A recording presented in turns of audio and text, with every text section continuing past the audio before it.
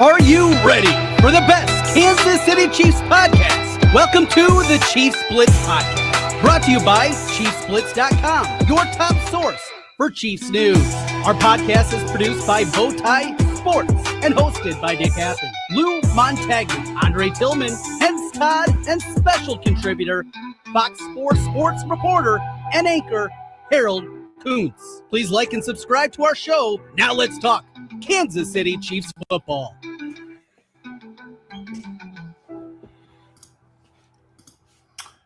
All right, welcome to the next edition of the Chiefs Blitz podcast. I'm your host, Nick Athan, along with Mr. Lou Montagna, Coach Andre Tillman, what's happening? Todd, the three amigos in the back, and me in the back as well. So there we go, four guys back. All right, guys, hey, it's gonna be coming from behind. Yeah, there we go. It's going to be a great show today. We got a lot to talk about. Andy Reid did make an appearance today. He didn't have a whole lot to say in this press conference. We're going to talk about the NFL Combine, maybe a little bit more about Tyreek Hill, and who knows what comes in our minds and our hearts as we're with you for the next hour. We got Factor Cap. The coach is getting down and dirty with his breakdowns. Yes, we got all kinds of stuff happening, show. Nick. Yes, absolutely. Big show. Yeah, man. Yeah. All right, before we get started, let's talk about our sponsor, Underdog Fantasy. If you're looking for one of the best games out there, it's pretty simple. Just play Underdog Fantasy. Set up your account, play 5, get $100 in bonus entries. Use the code Chiefs Blitz, the promo code, and you can become one of the Blitzers. And it's a pretty fun game. It's pretty easy. NBA, well, the NHL is not going on right now because of the Olympics. Team USA plays today and hopefully Sunday. Well, they'll face off against. They're about to drop the puck momentarily, so if you want to get in on that, get on your interwebs there. Yeah, download that app. Do it now. So we appreciate Underdog Fantasy for being our sponsor. All right, guys. For those looking for us on Twitter, there's been a few issues with Twitter lately, so we're doing our best to correct it. But if you're on social media platforms, you can still catch the show. We are live there now. Be fully transparent here, Nick. There's obviously the long-standing feud between you and Elon Musk has something to do with this. So. Well, no, Elon and I are good. Elon and I have always been good. Really? Okay. Yes. All right. So Coach Reid, I think, and I was even wondering myself, why is he doing a press conference right now? And then later on, he said he had a knee procedure on his knee. He won't be going to Indianapolis, so he's not on the docket there. So I think we'll probably just see Brett speak in Indianapolis. Maybe one of the other coaches takes his spot. Maybe you throw Eric Bieniemy out there. He might throw Bieniemy out there. I wouldn't be surprised if Eric speaks. But I think it's not Coach Reid. I don't think they'll just have some other coach. I don't think from the Chiefs. I think it'll just be Brett. Yeah, it's possible. It just depends what kind of PR spin they want to do. And obviously, Andy spoke today and talked a lot about, Chad O'Shea and the new wide receiver coach and the running backs coach and how they fit and how they could help the team, and change is good. And some new guys are in and some old guys got jobs on other teams. And Andy seemed pretty charged. I mean, he had a pretty significant knee surgery, so we wish him nothing but the best and hope he's well. Go ahead. Well, so as the producer today, are we looking for a stand-in? but yeah, we got Factor Cap today, so we're gonna go ahead and get maybe just do this hand stretch. Yeah, you got to let us know what you're doing there, buddy. You're the producer. All right, so it is Fridays is freestyle. It is Friday. It is Friday. It's happy hour somewhere. They are dropping the puck in Milano between the U.S. team and Slovakia. Earlier today, Canada. Game-winning goal, like 30 seconds left. Nate McKinnon from Connor McDavid. They had been down most of the game. It was like 1-0. Yeah, it was 1-0 and 2-0. They went up. It got it back to 2-1. So anyway, it looked like Canada might not be making it to the gold medal game, but hopefully United States wins and plays for their first gold medal since 1980, the Miracle on Ice. So, yeah, shout out to the ladies for winning yesterday. Come from behind in overtime. My goodness. Goal with 2 minutes to go to tie the game at 1 in overtime, and one of the most beautiful shots on goal you will ever see, male or female or non-human. Yeah, she just worked that defense person, and then the back. Yeah, that was great. Great theater. Okay, so also on Friday we do fact or cap. I will read a series of statements, and you guys can decide. Hey, that's fact. I'm with that, or it's BS. Cap. Forget that. No way.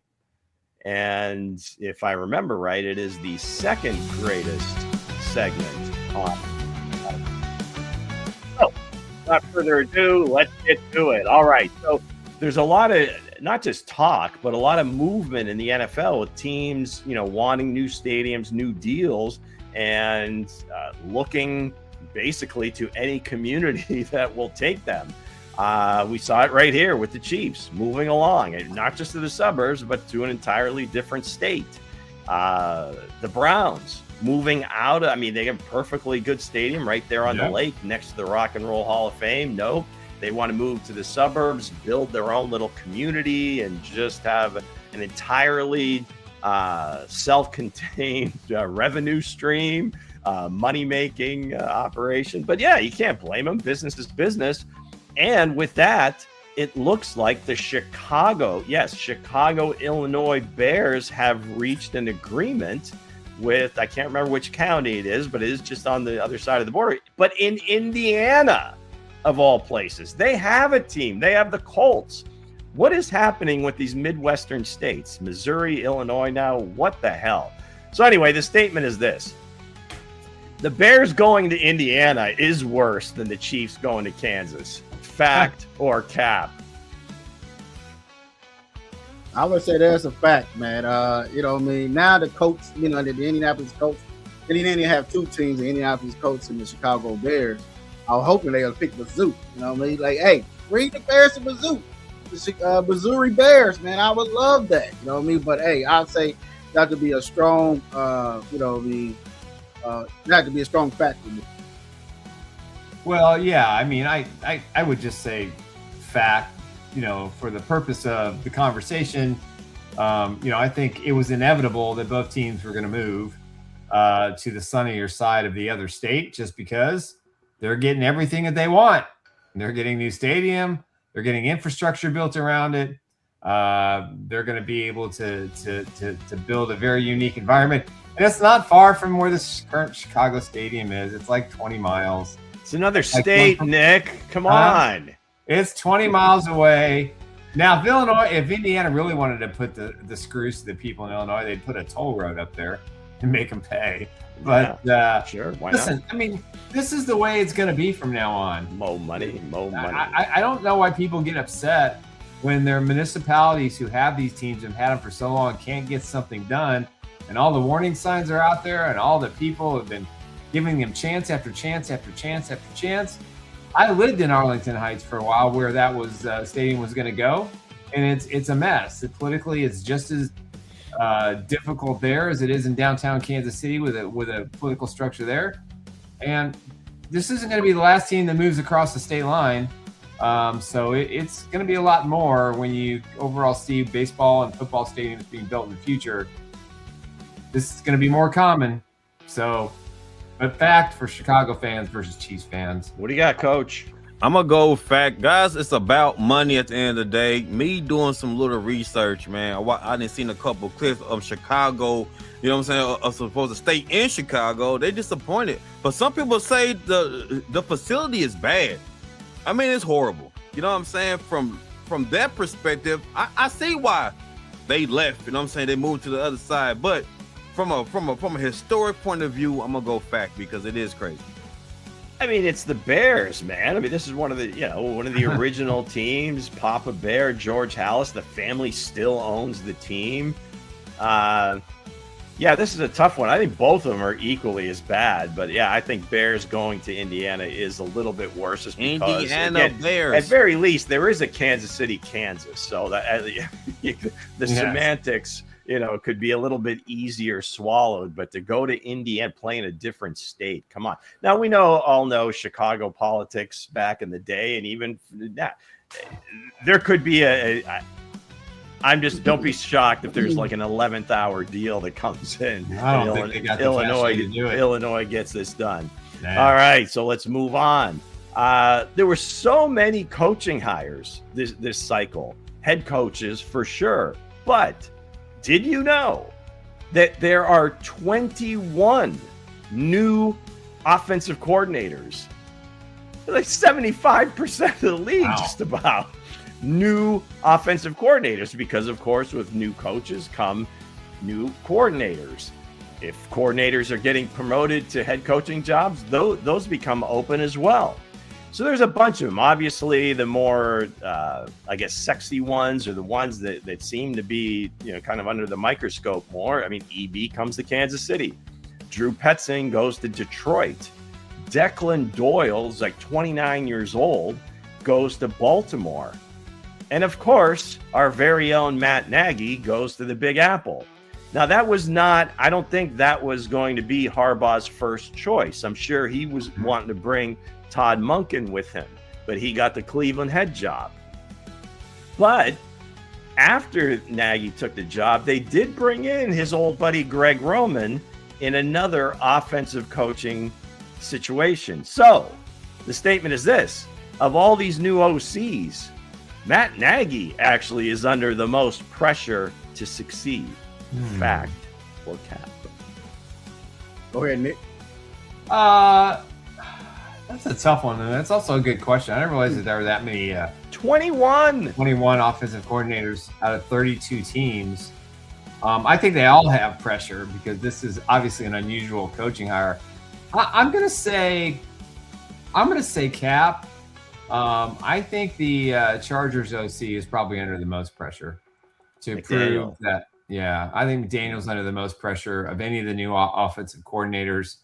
I am surprised, you know, that some guys didn't get offensive coordinator jobs, but I'm gonna go cap on that one. I don't think Nagy is under a whole lot of pressure. I know John Harbaugh is one of the most patient coaches in the NFL, and he's loyal, and he's very close to Andy Reid, and I'm sure they had a lot to do with his hire. So I think he's going to give him 2, 3 years, 4 years, whatever it takes to be that guy as the offensive coordinator. But to me, McDaniels has the toughest task and has the most pressure. I have to say fact. I have to go fact because everybody that I know of said that he was going to be a head coach. Hello. He was going to get a head coaching job. But it didn't look that way. So, no, I think he would be the one up under the most pressure. You know what I mean? Because, hey, you out here, you got Jackson Dart. You got, you know what I mean, neighbors. You got other wide receiver pieces. Now, if the offense looked like crap like it did in Kansas City, then, hey, I don't think he's going to get a 3 to 4 years like Nick is saying over there. So I have to say that would be a straight fact. I agree with you, Luke. You know what I mean? All right, Coach. Man, y'all, you know my answer. I agree with both. Hell, man, y'all know I've been talking big shit about Matt Nagy and all this Airbnb shit. Yeah, the pressure's on him. Who are you, Matt Nagy? You didn't work with Andy Reid. You worked with the Chiefs coaching staff. The pressure's on him, but is there the most? Because they're... Hell yeah, it's the most pressure. You know what I'm saying? It is. It is. I'm gonna go fact. All right, very good. No, I guess my point is that as far as Matt's concerned, yeah, he's got the young quarterback and so forth, but again, it looked like it was tailor made for Monken to go along with Coach Harbaugh, but that didn't work out. But you've got Drew Petzing going to Detroit, that you've got an offense that's basically been humming for I don't know how many years in a row. And now all of a sudden you're the new play caller. It didn't start out well for John Morton and he's out the door, right? Declan Doyle, you've got Lamar Jackson and you're expected to win right away. So yeah, a lot of them do have pressure, but I'm going to go with Nagy as well. All right. So finally looking at some, I guess, veteran wide receivers on the move. One in particular that we've all been talking about, of course, is Tyreek Hill. But there's another one out there that's actually a little bit younger, bigger price tag, and it just seems like every year we go through this. Yes, AJ Brown. If there's any year that he's like more so on the trading block, I don't know that he could be, but it seems like this offseason, this is it. He is going to be on the move, and Good. And would be in on that, right? So the statement is this: a current NFC player, yes, an NFC player, AJ Brown, is going to shift the balance of power in the AFC this offseason. Fact or cap?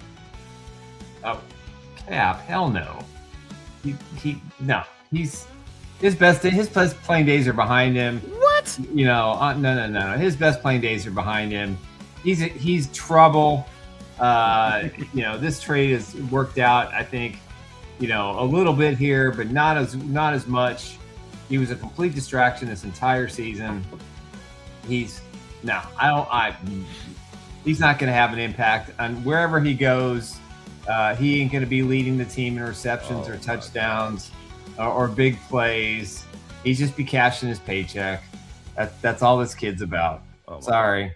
Oh my gosh. Oh my gosh. I think I'm with Oh you. my gosh. I'm with you on none of that, Nick. I Right. think he will be a big improvement to the AFC. If he comes to the Chiefs or Chargers or hey, he may sneak over there to the Broncos. Who knows? But or Buffalo.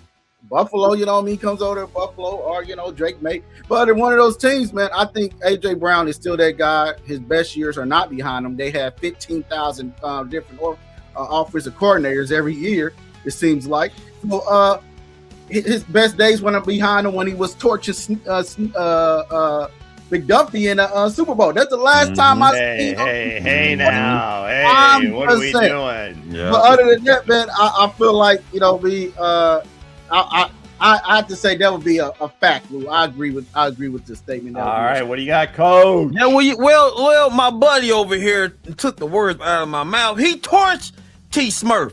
He made him look. Again, he made him look small. why are we taking shots? Why are we taking shots at Because McDuffie? look, hold on now, Nick. He's why the is reason why Trent you don't like catching McDuffie. strays? Hey, That hold is on, not hold the on. reason I don't like Nick, McDuffie. he is the reason why you don't like McDuffie because he exposed McDuffie's height, baby. You know what I'm saying? I think AJ Brown's still a stud. I think AJ Brown's No, still he's that not. guy. Right. You put that but man will- with any but- team, but- with any but team in the will LFC, he- he's going will- to make an impact. Will, Yes. but will he shift the balance of power? In other Damn words, right he will. Damn the right he team will. that will. he goes to Damn right he immediately separates a little bit because again, you've got a bunch of Right. teams now that are all pretty. I mean, the Patriots got to the Super Bowl. Yes, was it a year or two early? Probably. So They may not get back there. now you can see them making this move. Obviously, you've got the Vrabel connection there that he came into the league in Tennessee with him. He respect him.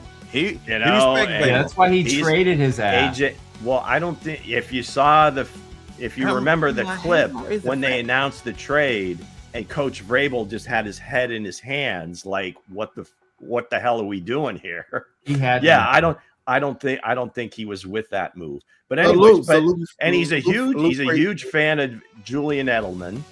So I mean, New England is certainly would be a player in that. Buffalo definitely needs a number one receiver. They haven't gotten. I can see him going to Buffalo. They haven't got Josh one. And again, I look at it almost like a Stephon Diggs thing. Yeah, Diggs had his issues in Minnesota, but when he went to Buffalo, yeah, he was still a pain in the ass, but he put up numbers. Now he was the guy, right? And Baltimore, you could certainly say they haven't had a number one receiver since Lamar's been there. Come on, man. The Chargers, same thing. The Broncos, you can say what you will about Cortland Sutton, but he's not at this caliber. So it'll be He's a much interesting. better receiver. I think if Howie makes a little market here with these AFC teams, he could drive the price up. He's going to be sitting in the catbird seat again. Hence, Nick, I don't know, Nick. I I don't know, Nick. You tripping? You're AJ right, Brown you're right. is a stud, man. You're right. You answered my question. I was going to ask, Which one? What you think? What you think? Vrabel go back and trade for him? But you already said about the. Oh yeah, I don't think there's any question if they could work out a deal. I mean, Vrabel takes them back in a heartbeat. Like I said, that was like they just showed his reaction when they announced that at the draft, and you could tell Vrabel was caught off guard, and he was. I don't think he was really with that, and then that's where the relationship, I think, just started to tumble, and eventually he's like, okay, fine, you want to fire me, just keep paying me and I'm good. So yeah. All right, gang, that's it for this week's version of Fact or Cap. As always, brought to you by our friends at Underdog Fantasy Sports. Let's go. Yeah, that was Factor Cap, but yeah. Nick, I'm very disappointed, Nick. I'm very disappointed in you, Nick. Don't agree with nothing. The first person today is going to have that sentiment. So, oh my God, he's the next. He is the TO. He is this. He is not this a generation TO. You're crazy. He is not a Terrell Owens. Nick, who's stopping AJ Brown though? Give me a DB that stopped AJ Brown. Oh my God, he doesn't have the same. He doesn't have the same mindset. He doesn't have the same fire.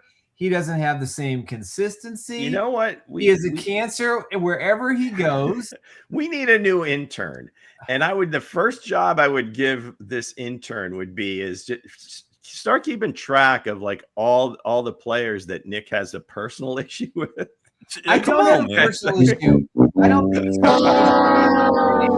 NFC. Well, anyway, yeah, I mean, he still puts up numbers. He's still kind of in his prime, and the contract is what it is. But one of these teams in the AFC, has Lamar Jackson gone to the Super Bowl yet? No. James said relax on his blades. We're talking about receivers, and we're talking about AJ Brown. I think he's going to be an afterthought. I don't think if he is available in trade, all five of these teams will try to get him. I don't think there's any question. Come to the kingdom. Come on, AJ Brown. Come on to the kingdom. Come on to the kingdom. I tell you what, if his contract was a little bit more digestible, I don't think there's any question Veach would have to look at it. But they've never shown an appetite to do that in the past. So. Everybody in this panel will love AJ Brown. This whole panel a twist. Y'all would, Bo, you know you would. Nick, you would be smiling ear to ear.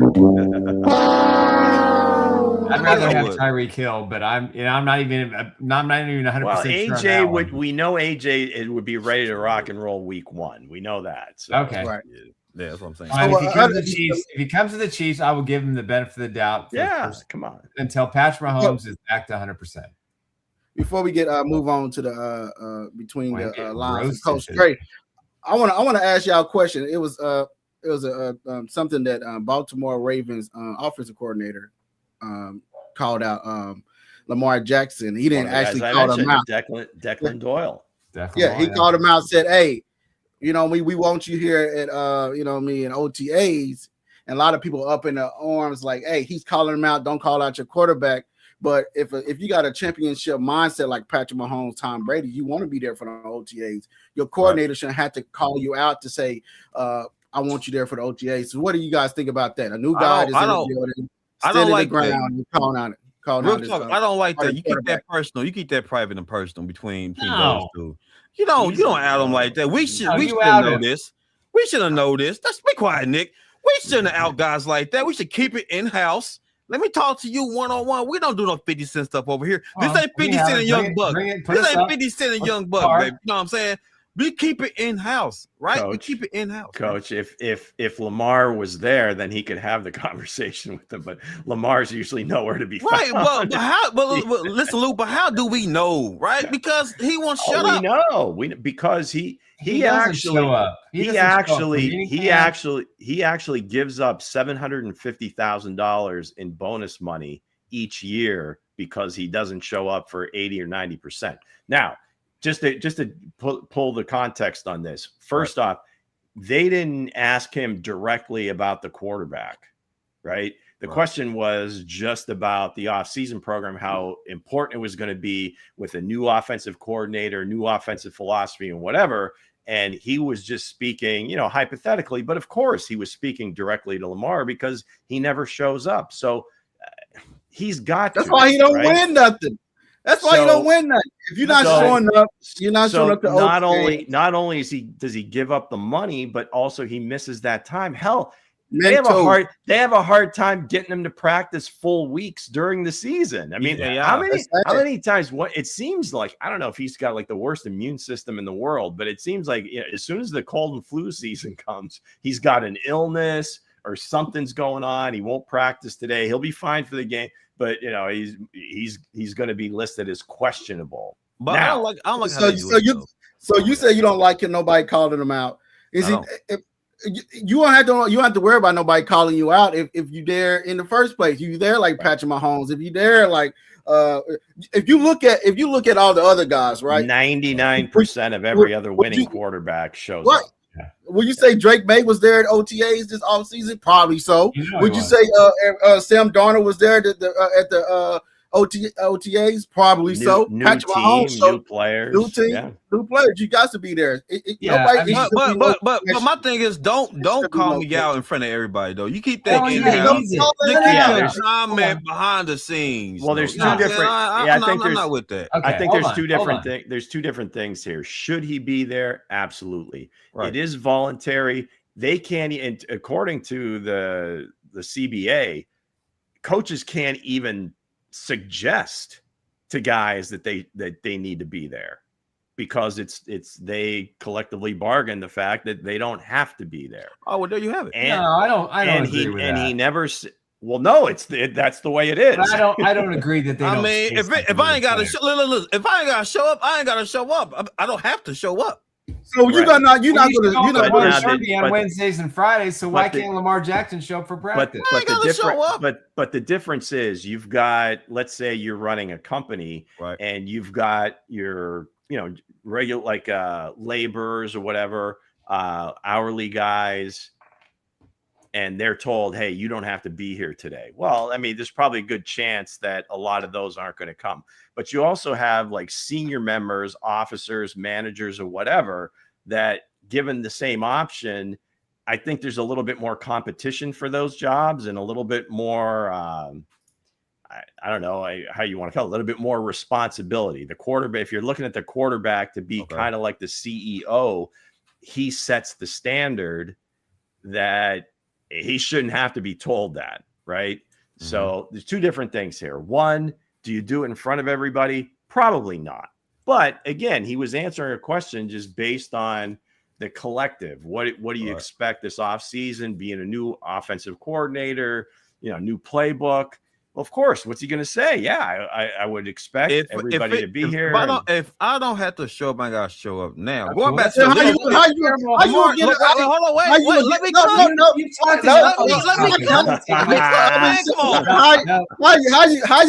you gonna win championships if you have that mindset? Yeah. Jordan showed up at practice. Patrick Mahomes, he don't have to be there, but he's there. He shows up. Tom Brady shows up. Those type of guys show up, and everybody, want to give Lamar Jackson a pass. If you're gonna show up, don't show up for OTAs and knowing it's a new coach, new playbooks, new everything. You got to show up, dude. No matter what, you got to show up. Wait. I didn't even cook yet. Damn. Let me cook my noodles. I haven't said a word yet. Let me cook my noodles. I need to put some seasoning on these noodles. Listen. Go ahead. All I'm saying is this, guys. If it's not legally for me to show up, I ain't gotta show up. Like, no, you don't. You question Lamar Jackson leadership. I mean, from his career to all the way to now, he's been balling. Lamar's been balling. What? I ain't got to know where. Balling for what? So and that's come on, man. Fine. Come on. Y'all can't downplay the play Lamar Jackson. Well, not at all. I mean, you've got different quarterbacks. I'm talking now. You've got plenty of guys out there collecting stats and so forth. There's winning players, and then there's players that just are very talented and very good. I don't know what his leadership style is because he's kind of a quiet guy. He loves his leadership. He doesn't have an agent, so it's hard to even for the team to really talk to him substantively, I mean, it took like what 2.5, 3 years to get his first deal done. Luke, Now, can I ask you this question? The other part is if I'm speaking next. You are taking the money, I'm just asking a question. If you're taking the money, 75 million, whatever it is per year, right? You shouldn't even have to think that. Well, geez, I don't have to be there. You are the quarterback. It's not like like a lineman. You can put somebody else in there. A running back, you can put somebody else in there and still have practice. But if the quarterback's not there, it's going to be completely different. And and it's great for the backup because they get extra reps. But now all of a sudden, as the season starts to get closer, and then it's mandatory, and now you show up, and we've been kind of practicing with one another. It's different, and then you're catching up again. So he's got to be there. If you're going to take that money, if you're going to be a franchise quarterback, you really need to be there. Okay, so listen, guys, the guy is not dude. All right, go ahead. That has become Nick's theme music. Go ahead, Nick. I'll just mess with you. Okay, no, listen, I will acknowledge he's a great regular season player when he's healthy. Okay, he hasn't been healthy often in the last 3 years. He did get to an AFC Championship game where he tried to throw the ball like Patrick Mahomes instead of using his legs.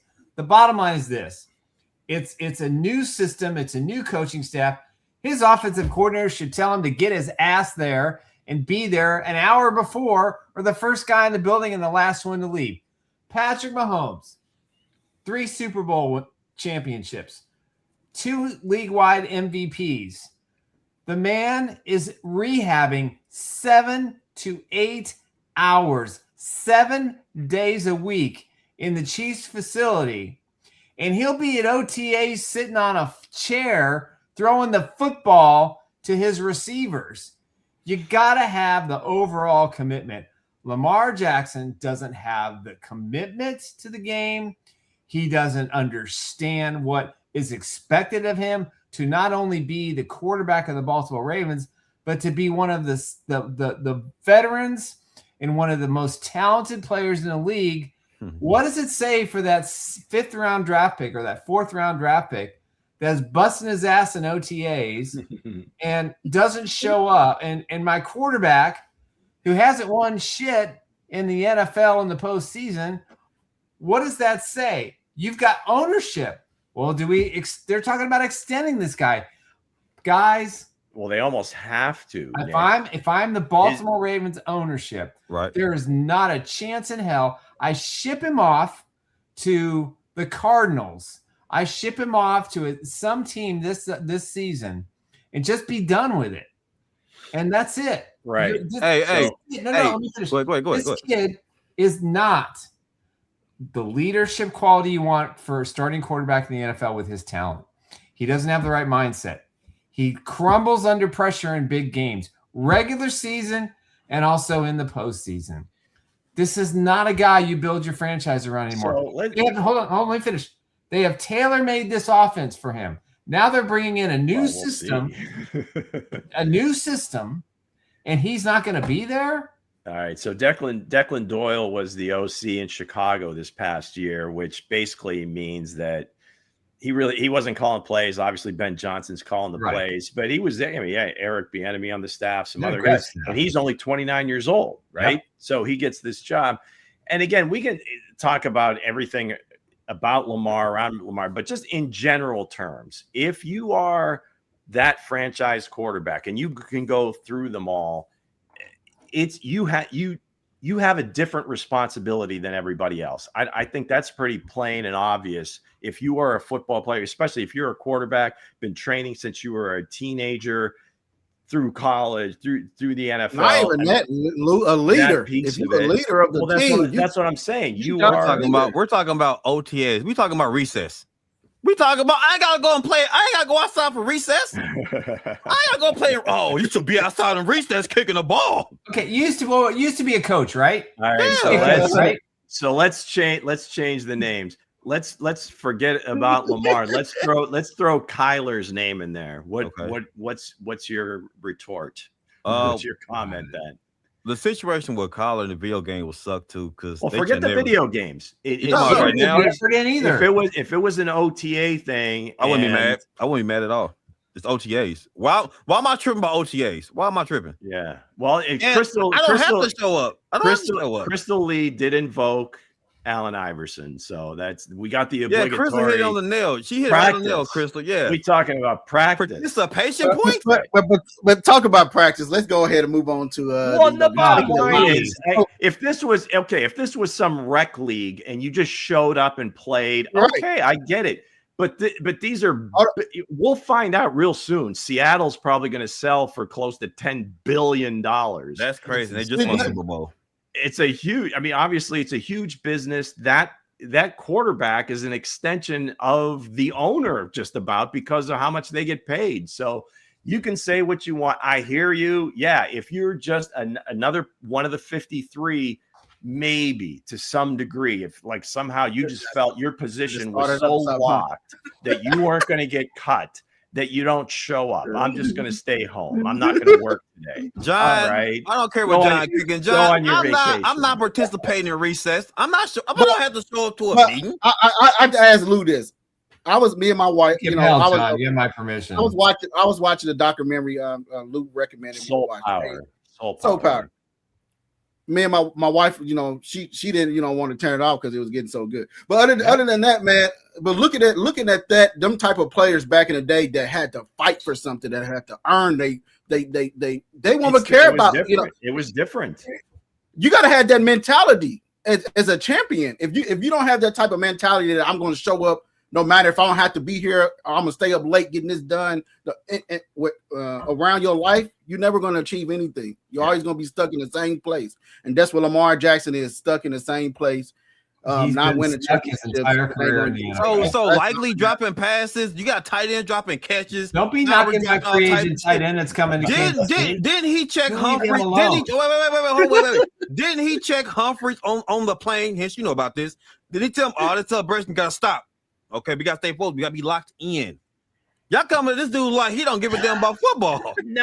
I don't get it. I don't get it, man. Still, forget about that part of it. It's just the fact that, again, you are in that position of almost management. You need to be there. Everything that you do, I got a volunteer. Man, funnels through the quarterback. If Lamar's not there, who's taking the snaps? Some backup. This ain't practice. This ain't legitimate practice. This ain't training camp. Okay. Why am I showing up? We could quote Iverson all the time, but do we got the rings like Jordan? Do we have the rings like Curry? Do we have the rings like those guys that show up? No. Yeah. So Josh Allen. Look. Do Josh Allen got a ring? Josh Allen don't have a ring. Lamar Jackson got a ring. He jumped OTAs. Do he got a ring though? For everybody Josh Allen got a ring. For everybody who wound you up today, but they did everybody that invokes AI. Could you imagine? And I was going to liken this to the Darren Peterson situation, not wanting to play. Could you imagine this? The bulges and the freaking veins popping in Kobe's head. Oh my God! May you rest in peace. But somebody like Kobe, like Jordan, the guys that were just maniacal about their craft, and it's hard to deal with. I hear your side of it, Coach, and I get it. Hey, you get paid to win game, all this other stuff. But I think really the tone is set for what kind of team you're going to be in every interaction with your team, whether it's OTAs. Right. Hell, if it's rookie mini camp, show up, right? Get those guys indoctrinated into the way we do things here, so that when OTAs start, the rookies don't have to catch up. So it really just depends on how serious you take your job and your craft. I agree with y'all from a standpoint of leadership. Kobe Bryant didn't have to do it. Jerry Rice, remember when Deion Sanders came over there and he went the Jerry way. Come hard, blue collar guys, and Deion was like, "You relax and chill." And Deion was still a stud.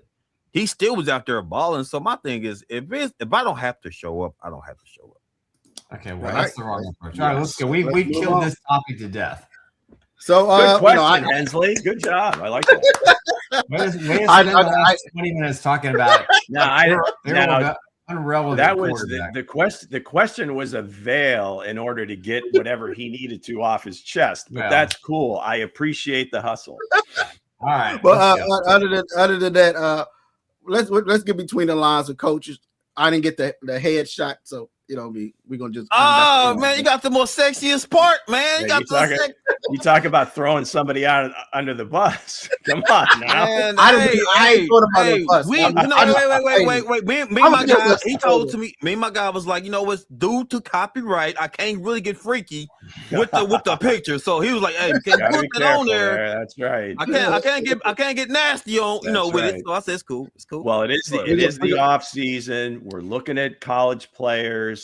Coach has been doing it, and we've kind of not baited him, but kind of urged him to share some of this stuff. So let's go. Yeah, share some of my good work. What you got for us? We're gonna start with the kid from not Texas A&M, but who's the other kid? Kendrick Falk. I don't know. You got in front of your computer screen. I can't see it. Kendrick Falk, man. So hey, I know the videos you popping up pretty soon now. I know the videos. Yeah, I am. Go ahead, talk, sir. So Kendrick, you mentioned two guys before the show. I don't remember that name. Okay, Kendrick Falk from Urban, right? I think Auburn. Yes. Auburn. Okay. The first step is nasty. First step is hold on now. That's Malachi Lawrence, sir. That's what we talk about. Go ahead, sir. Okay, switch up. Let's go to Malachi. You know what I'm saying? You never mentioned Kendrick Falk. No, but he was no, wait, hold on, Luke. No, he was on the video. I sent it to him, But anyway. Here's the thing is Malachi Lawrence to me, first step is nasty. It's sexy, right? To get he plays the end, right? He played over the tackle, right? You know what I'm saying? That's something that Kansas City Chiefs need, guys. Ain't nobody coming off the line sexier than Malachi Lawrence, man. You know what I'm saying? He gets freak nasty. You know what I'm saying? Just peep game. Just watch him. Just watch this man work, guys. Watch this man work. I think Spags will love him. I really would. I think Spags level, man. You know what I'm saying? He ferocious. He tenacious. He's phenomenal. Where's he project? Woo! Look at that. Look at that though. Look at that. Look at. Hold on. You're messing me up now. I'm trying to get nasty. I'm sorry. Look at that. Look. I'm so speechless right now, guys, because what this man can bring to the table, guys. You see that dance he's doing? I don't know what the hell that is, but hey, to me, I love it because it looks like Benny Thompson's. I don't know what the hell it is, but some of them plays, guys, if you look at it, right, what I take away from any defensive end, right, any defensive end playing that position, like playing the non-tech, right, playing over tackle, right, you have to have a quick first step, guys. You got to have a quick first step. And Malachi Lawrence is one of them, man. A quick first step, a good burst, and violent with his hands. So this is an edge rusher from University of Central Florida, Big 12 player. Yes. Do we have his vitals, height, weight, speed? Most def. Hold on, give me a second. I got that, man. So you got an edge player. I'm guessing. So Malachi's about 6'2". About 6'2", outside tackle. He plays the outside non-tech, right, Lou? Non-tech. Like I said, my man got 30 hurries, 3 hits, and 7 sacks, man. You know what I'm saying? The biggest stat I take away from these guys are the hurries. You want to get the quarterback off their mark, right? And he's one of the best of the bunch. You kind of give George a hard time for just being a hurry guy, but okay. But George is not as explosive. He's probably Malachi Lawrence. He has flashed, during this part of the process. We'll see. I don't know what we're looking for him from the combine. I think it would be the measurables, speed, because 6'2" playing the edge is probably not ideal. So he's probably like outside of the top 50, but certainly, plenty productive in a pretty decent league. I'm gonna say this real quick, Lou. Looking at that, what I look at, besides height, 6'2", 6'4", can you get off the edge? Can you get to the quarterback? Right? Can you contain? Right. I love what I'm saying from this guy, and you can put this guy in coverage. He can drop back in coverage too as well. My thing is, what the Kansas City Chiefs been missing, guys, is pressure. Right. Spags is known for the blitz, guys. He's known for his third down blitz, right? We don't know pressure. That's what I'm saying. So you need somebody that can come off the edges like that. without having the blitz. So John's given us 6'4", 250. So 6'4" is definitely better than 6'2". The reason those heights are important is because you're making a jump to the next level. So the tackles are going to be a little bit bigger, taller, longer arms, and you're going to see those guys every single week. So the guys that are a little bit smaller, they're few and far between. I don't know if you remember, like a guy from Louisville back in the day, Elvis Dumervil. Elvis Dumervil, yeah. He played for the Broncos. He played for the Ravens, I believe. Out of high school? And he was a really good edge rusher, but he was small. So it was like a really kind of flash in the pan during the course of his career. But that's kind of where those measurables come out, because again, it's like 1 out of 100 that at that size is going to make that position. So you're not, more than likely, you're not going to take a lot of chances. Dwight Freeney was a little bit like that. Yeah. Very unique, a little bit shorter, but he had the spin move. He had some different things that he could do. Right. So here's the thing, because John said Lawrence is the 5th rounder in his eyes, right? I look at, honestly, John, any of these defensive ends can go wherever they want to, because it's very deep. But this guy stood out to me because of that burst. He's very violent with his hands, man, and I like what he brings to the table. Hey, it looks really athletic. Yeah, very athletic. It'd be interesting to see how he runs at the combine and some of the agility drills. I just love how sexy he come off that edge, though. I love how sexy it is, man. Very sexy. What you have for us next, sir? I was a little excited, actually. You got, hey, nothing wrong with that. What'd you say, bro? Get to the next. All right. Here we go. Let me see. Who's that, my guy? You sent the picture. Come on. No, I ain't sent the picture. I know I put Falk on there, though, bro. Okay, everything I heard before we started was Cassius. I can't even think of his name right now. Right. Hey, what you mean you can't think? What you mean the kid for Texas A&M, man? What are you talking about, sir? What are you talking about, man? What guy are you talking about, sir? Cassius Howell, okay. Cassius Howell from A&M was. I was just pulling your cards, guys. I want to piss Bow Tie off. I want to piss him off. So you pissed me off about Lamar Jackson. I just want to piss him off. So here's the thing. I know. Cassius Howell. Look at Howell real quick. If you look at his burst coming off the edge, God, this sweet too. Look at how dominant he is coming off the edge. Look at how they can mix his weight's a problem. He's tiny. Look, Nick, what you talking about? He's tiny. What you mean? He's tiny. Really? I don't know. What the hell's I don't know. Anyway, someone give me his measurables. I'm saying he's about 235. Intern, add that to the list. Listen. Come on, somebody give me his measurables, John. Let's go ahead and pause Nick's mic right now. You know what I'm saying? Give it up. Nick, now, hold on. How you gonna say he's small and didn't know his measurables? Look at his body type. He doesn't have a lot of girth. Well, most of these edge guys are more athletic than they are. I know, but the Chiefs need some muscle. Well, I think we kind of give them a hard time for going for a specific type of edge rusher, and they're a little bit bigger and not as quick. And I do remember somebody on the panel talking about bend and getting around the corner. Yeah, usually those guys are a little, wiry, right? All right. So listen, hold on, guys. I know we can drill Nick all day, Lou. Right? It's fun. I get that. But looking at this guy right now, how look at this guy. Thank you, John. But look what he comes with though. He's very violent. I love violence. He's also beating a no-name left tackle. Easy, what the hell? Easy, man. God damn it! Pause his mic, man. Listen. He comes off the edge, man, violent. Now the other one was sexy. Malachi was sexy. Play the SEC, is violent, right? Yes. Lou, look. These are SEC. Look what he brings to the table. Look what he brings to the table, though, Nick. He's very aggressive. Violence, had a strong first step, strong upper body. And that's so for those things that Nick had mentioned, you're probably not going to see. You may not see him in the first 2 rounds. You might see him at the end of the second round.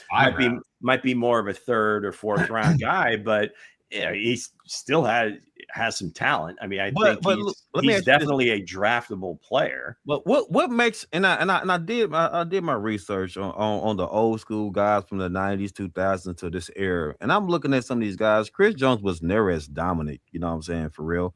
But with the good coaching, he became dominant though with good coaching. If you look at some of these guys, just flat out raw talent, just gifted, man. They just need watch good him coaching. play in Mississippi State. Yeah, and guys develop differently. And I think we talked about this last show where it depends. I mean, certain defense is called, right? Yeah. And they have responsibilities depending on the look that they get. And again, it's not that staff's job to get each guy drafted. It's to win games and whatever they need to do to win games. So that's not, you see a lot of these guys, they don't have a ton of production in terms of sacks and other things. You know, Miles wasn't that dominant at Texas A&M. I mean, he was very good, but you would never, I don't know. I mean, I don't know if you could have projected him to be this. So here's the thing. They're pretty close just because of the athlete. Go ahead, Nick. Let me ask you a question, Andre. Yeah. Can he beat Josh Simmons? Hell yeah. Well, he could probably beat anybody. You know why I say that? Because you get enough snaps. His upper body strength, and what he can do with his upper body. Also, he's very 245 pounds. He's going to go against offensive tackles. You keep bringing up 200 something 6'2", bro. I'm trying to tell you what I think. I'm just let me speak. I have no disagreement with the Chiefs. The fact that the Chiefs need better speed on the edges. My problem is, if we're going to constantly coach him to go outside where they get pushed instead of getting him to circle back between the tackle and the guard, which when a guy you've got this kind of speed can circle back and plug that gap, that's great. But you got to have more girth if you're not going to do that. And I don't see it. I mean, I don't see a lot of successful 240, 245. Nick, he's in college though. Nick, when he gets to the NFL, I understand that, but he's going to the pros. He's playing in the show. But he's raw, like he got raw talent. I know he's raw talent. He's going to get stronger, Nick. Staff, and he can put on a few pounds. Yes. Help us, Luke. Help us. He's a 4th or 5th round pick at best. Help us, Luke. I don't what? Lou. I said, help us, Luke. Right, so the guy, I think you need guys with more power. The kid, and that could very well be. The bull rushing tackles. Right. You're not. We're going to make him going around him. Not in the NFL. So there's only so many really good edge rushers that come out every year. Now, is he like one of the top 5? No. Is he one of the top 10? He's on the cusp.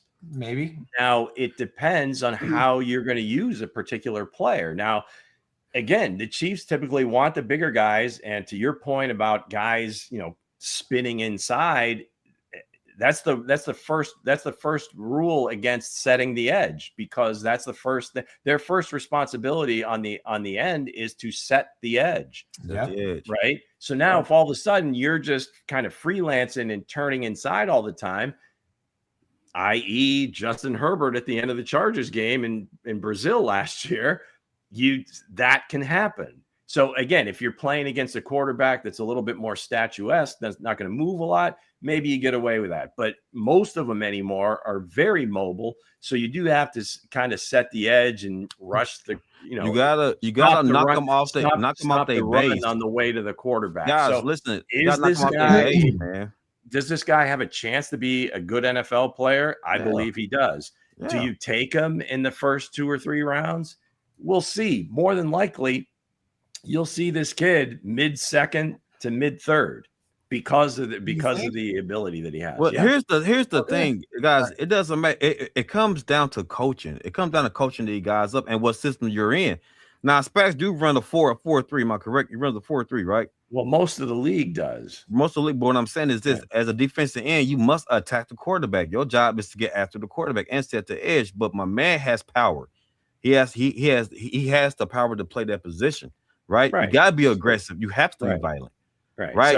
So again, you're not gonna put him in the same class as like David Bailey or Ruben Bain. Hold on, Drake. They was even Arvell Reese.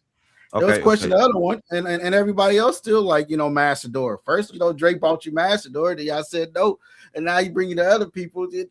I receive classic hell. I receive hell from everybody, and I'm sitting back laughing. Well, I think, Coach, the reason 6'3", 265. I think the reason you're getting hell is that maybe you suggested taking him with the 9th pick. why not? Because I don't think that he projects quite as good as the other guys, and that's really a value there. I think his value is probably going to be like 15 and lower.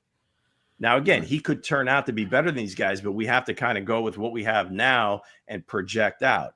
The other thing is that he's already 25 years old. So that's projecting out is that he has to develop very quickly. Well, look at his stats. Look at his stats. I'm not. He got 50 hurries, 123 solo tackles, 50 hurries, 51 tackles for a loss. I mean, the guy is a player. He's been in college, what, 6 years? He's a beast. You know, I don't understand what these guys look for in these guys going the first round, because the stats proves it, the tape proves it. What do y'all want? What do y'all want? What do these people in the mocks want? Bro? He don't have his stats. He doesn't have his well, the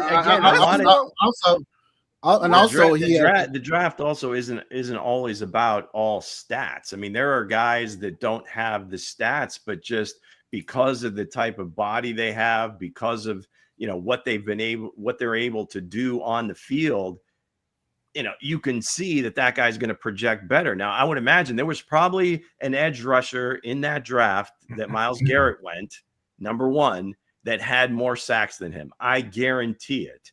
Mm-hmm. But you can, again, if you're watching the player, and again, there's no age issues, there's no injury history, all those things are kind of the boxes are checked. Let the defensive line coach get a hold of them, and the next thing you know, you've got Myles Garrett gold jacket. Yeah. Some of it, but you have to have that talent and everything else that goes into it, the mental makeup, everything else. So that's why certain guys go higher than others, is their value is just perceived to be a little bit better. You're not saying that Mesidor is not going to be a successful pro, that he's not going to be a good player. The chances of him being better than those other guys probably isn't as great. Right. So we want to go with the guys that you have. Crystal, Kendrick Falk is another guy that's a stud too as well. He be on the next show. He be on the next one. Yes. We're going to get to the next big thing. Finally, we get to the cover. The Baylor's Josh, Cameron. Save the best for last, right? Next big thing. We go. Look at that dude. What's it? Is he a linebacker? What do we got here? Can I explain? But we trying to. I'm looking for. I wrote in an article earlier. I think Brett Veach Binoculars should be looking for the next big things. Wide receivers are the next big position that's coming out. If you look at this kid from Baylor, 6'1", 223 pounds. You got the Dez Bryant frame, Larry Fitzgerald hands, and 889 yards, 0 drops this year, 9 touchdowns. Again, 0 drops this year and 9 touchdowns. This kid from Baylor, man, if you look at it, you go watch his tape. I think the Chiefs met with him at the Senior Bowl as well. Also, he reminds you of Dez Bryant. Everybody is comparing him to Larry Fitzgerald. And and when I watched his tape, I said, hey, this could be the hidden Puka here. The hidden Puka, the route running is I know I love Denzel Boston, but I have to be all night watching his tape last night. Hense's head's getting turned. What you're talking about. The one you're talking about. So this is the guy she told you not to worry about. This is him. Hensley's being swayed. But again, watching him at the Senior Bowl, watching him at the Senior Bowl as well. He did flash at the Senior Bowl. Watching his route running here, look at that. Look at this. The thing that I got from him was you look at him and it's basically like a running back that's a wide receiver, because you look at his build, like Hense said, 6'1", 223. He does not look like a wide receiver. Hey, Nick, there go your girth. So There's we'll my girth. see. Look at that girth. Let's see how he runs at the combine, because again, some of these guys, if Boston, I told you, if he runs under 4.5, all of a sudden you're going to have guys thinking he's one of the top two receivers. Now he probably won't, because that's kind of he's more of a 4.5 plus guy. But Cameron here, he is.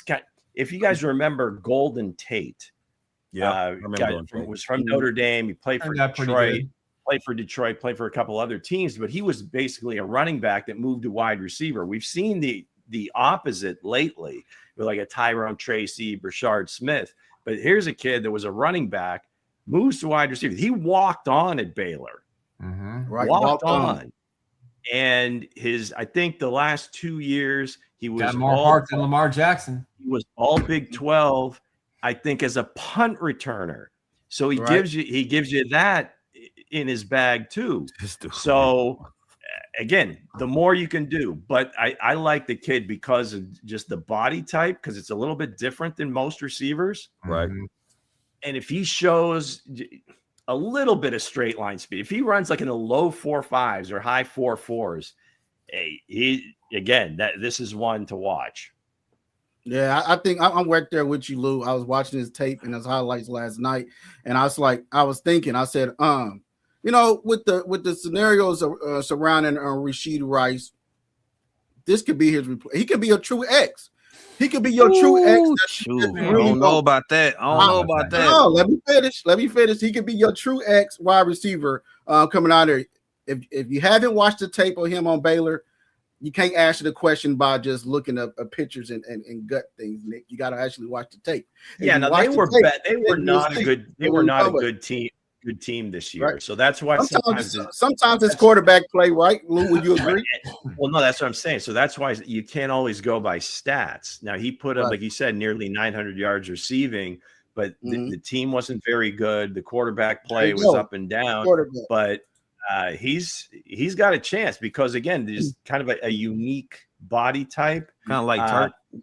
Not necessarily. I don't know if he's going to be the true X because he's a little shorter. I mean, if you're looking like a Fitzgerald 6'4", some of these guys are, bigger dudes and they could get it done. Yeah. With kind of like the contested catches. Now, again, he's very good contested catch, I think, because of the strength.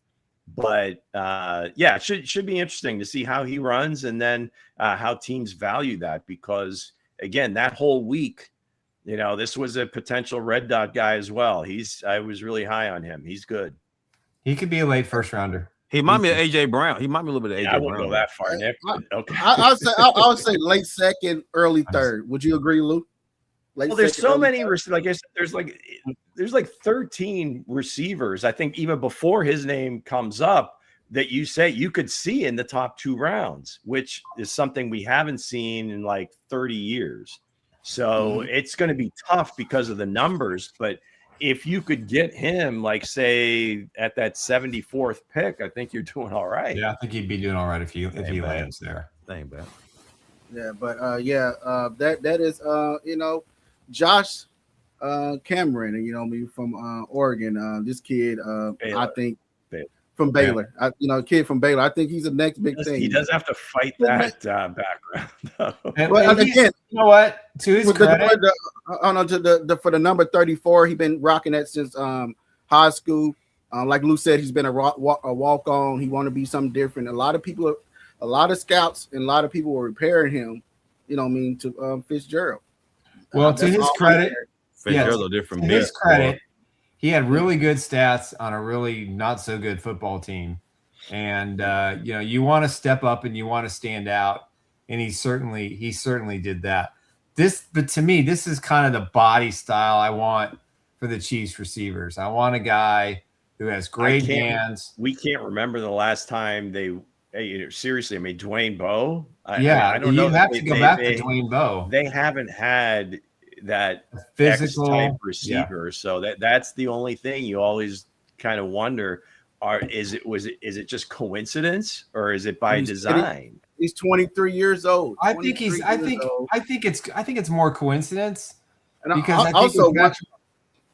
also one more thing, the kid family, he's very and to he's not off the field trouble. He don't have none of that around him. His mom and dad and grandma is, they very, very family oriented. So that kind of culture built with the Kansas City Chiefs. That's why I said Brett Veach's binoculars should be able to lock it in on this kid. Yeah, and they already met with him at the Senior Bowl, so maybe they got something up there. I wouldn't be surprised if he's one of the 30 visits. And again, Lou makes a great point. We haven't had that kind of guy. I mean, Dwayne Bowe didn't have flashy speed.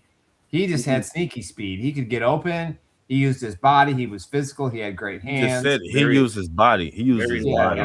We just don't have a body up wide receiver right now. We got a bunch of sticks. Kelsey's the closest. Well, we got a bunch of Gumbies. That's a good point, Nick, because I think that's been Travis's role to be that guy. Now he doesn't typically line up outside. It does happen occasionally. But he was always that kind of contested catch. He was everything, quite frankly, once Tyreek left. So if they don't get a receiver at 9, if they don't get a receiver at 40, this kid may certainly get some looks at that. Is he a third round guy, Lou? I would take him ASAP. Well, that's what I'm saying. If these guys that I've kind of looked at, and there's a chance that there's going to be that many receivers taken in the top 2 rounds, then I think he would be in that group that you would start to consider at the top of the 3rd. Yeah.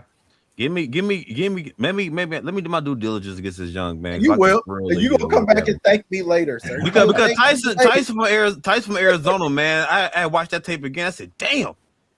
He's a stud, boy. I said, God. Yeah, when he's healthy, I mean, he's arguably the best receiver in this group. Cardell Tate got he got an argument with Tate, boy, because Tyson's the real deal. I said, God damn. So but this kid, if they run next week, see how that'll be part of it. I don't know what day the receivers. Do y'all real quick? Do y'all believe that there's a run of 4? The last thing on him, man, his catch rate is up there is crazy. Like the catches I've seen from this kid is amazing. And if the Chiefs are looking for that type of guy that like that Travis Kelce reliable blanket that Patrick Mahomes had in the Travis Kelce's previous years, this kid will be that. No drop. Let me ask you guys a question. You think he's a player the Chiefs could maybe convert to a tight end? I believe so. No, I think he'll come in and be that.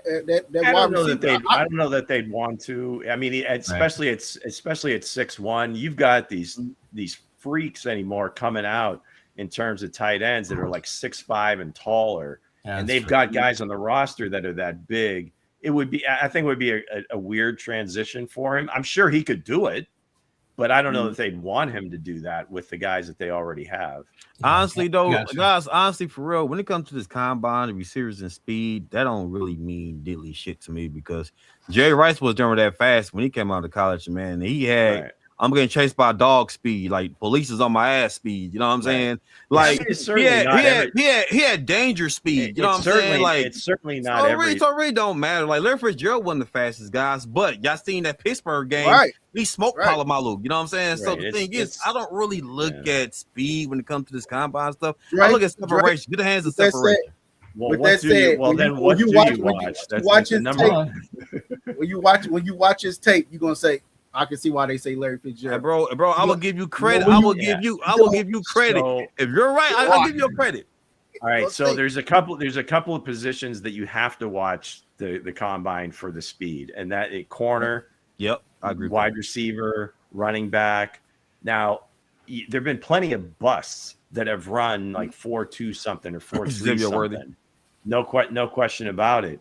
But you want to see certain guys that if you're trying to separate them, right, in terms of draft purposes, like I said, if Denzel Boston, the only thing that would hold him back from the top 3 is his speed. So if he all of a sudden runs in the 4.4s, all of a sudden that's going to, anybody that had that misgiving is going to be like, oh, okay. And it was the same like Justin Jefferson. I mentioned it 100 times. I mean, he was they thought he was going to come in high 4.5s, maybe even 4.6, and he ran in the 4.4s. But the thing is, Justin route runner was sick though. His route runner was nasty though. Right, but all of a sudden now you throw that speed in there as well, and first round pick. Now, like Julius Edelman, he wasn't that fast, was it? Julius Edelman, he wasn't that fast, was it? Julian Edelman was almost undrafted. He played quarterback at Kent State, right? And I think he went in the 7th round. And his feet work was nasty. That's what I'm saying. It's all about the separation. Because he was like a running quarterback, so pretty shifty, obviously. So they were thinking this guy could be a good bake, baby. Shake and bake. This guy could be a good punt returner or kick returner, and then they turn him into a good receiver. And hey, real quick though, Miko Hartman had all this damn speed, and he was a bust. You know what I'm saying? Go ahead, Bo. When do the wide receivers run again? You can look at there's a schedule. I think the receivers. They're different. John, position if groups, you know that, put it in the chat. John, different position groups go different days. I say DB though. I say DB with speed though. DB with speed. But other than that, wide receivers are Saturday. Okay. Because I think quarterbacks go on Saturday as well, right? Let's see. Quarterbacks, wide receivers, and running backs are all on. They have the quarterbacks need people to throw to, and they need to catch. Yeah, so that makes sense. And also another name to watch is the kid from Georgia. I think his name is Zachariah Branch. Yeah, he's a little smaller. He's a little smaller, but he's a transfer from USC. So don't get bogged down in the Georgia wide receiver stuff because. Outside of Ladd McConkey, it's a tough deal. It's a tough deal. Luke, have you watched his tape before? I've seen him play. Yeah, at USC and at Georgia. Would you say was he used well, or would you? In my no, none of the. That's what I'm saying. None of the Georgia. Tyreek Hill be wrong? None of the. I don't think Tyreek is just such a unicorn because of just how sudden and also just the body thickness, right? Garth, whereas Branch certainly has those same skills. He's not a big guy. He's a little bit smaller. And I don't know that again, the Chiefs want to go down that road again. But he would certainly, I like him. Hey, Lou, he would be in that group of 12 or 13 receivers that I'm talking about. Hey, Lou, I'm gonna tell you what I would be more intrigued with when we come to this combine with speed, y'all would say. Defensive tackle. Give me a defensive tackle like a running 4.2. Well, maybe not 4.2, but if you got guys at the defensive tackles that are running like 4.6, 4.7, even anything under 4.2. But if you got like a defensive end that's running under 4.5, watch out. Well, guys, next week is the NFL coming up. Yeah. So we will bring you more guys here and there on each show. Hopefully Harold will be at the combine. Yeah, I hope he'll be there. And Lou got his red dots. Dre got in the trenches with the Nasty. I got the golden jacket, guys. And Nick has, he's working on something as well. Give us the sound. Give us the sound. Just my thundering opinion. Nick has. So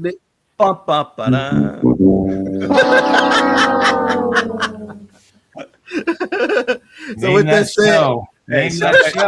Somewhere Bob Barker is smiling, and it's not because of the bikini models. Yeah, he had a pretty good history with a couple of them. Yeah. Next on The Price is Right.